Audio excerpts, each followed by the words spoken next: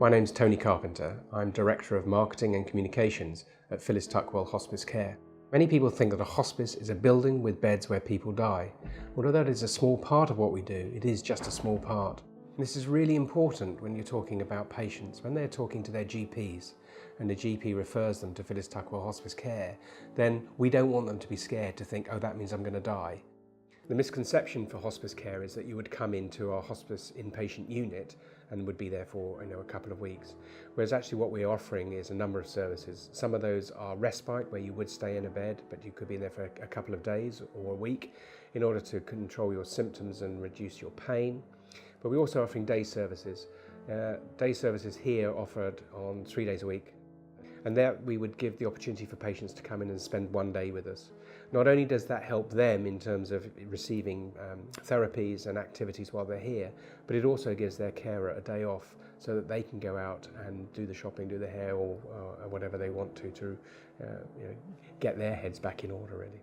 So as well as the traditional therapies like physiotherapy and occupational therapy and complementary therapy, we work with a number of activities such as poetry and writing, engaging with their sort of a creative side of their brain, also with Brush with Art, which is all about painting and pottery. We've also now introduced a therapy called social and therapeutic horticulture. And social and therapeutic horticulture is just a glorious name for gardening. But in this instance, we probably do more indoor gardening than outdoor gardening. It's about bringing nature indoors. So we would work with patients to build tussie-mussies or miniature sea gardens or bouquets and baskets.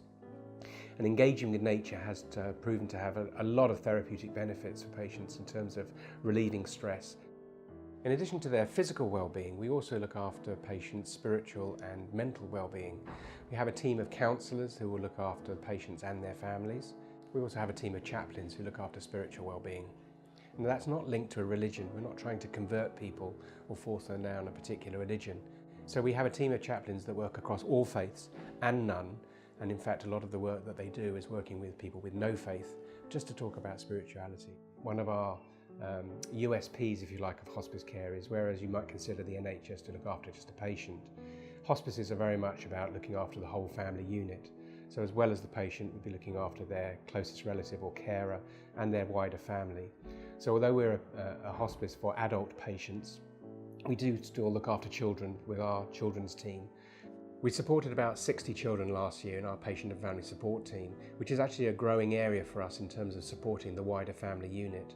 And we look after those children in 3 ways, one of which is just one-to-one counselling.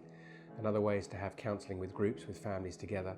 And the other is that we have 2 children's groups running, one of which is called Little Rays, which is for our toddlers, and one is Storm for our teenagers.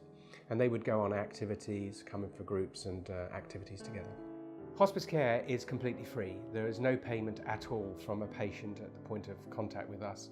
All our services are free at point of delivery and very much part of our ethos, enabling us to provide this care for our local community. Patients access the services of the charity through predominantly their GP, who would refer them to us, but they can also access us through a district nurse or the hospital team, the palliative care team or specialist nurse, the community matrons or the general nursing team that are out working in the community.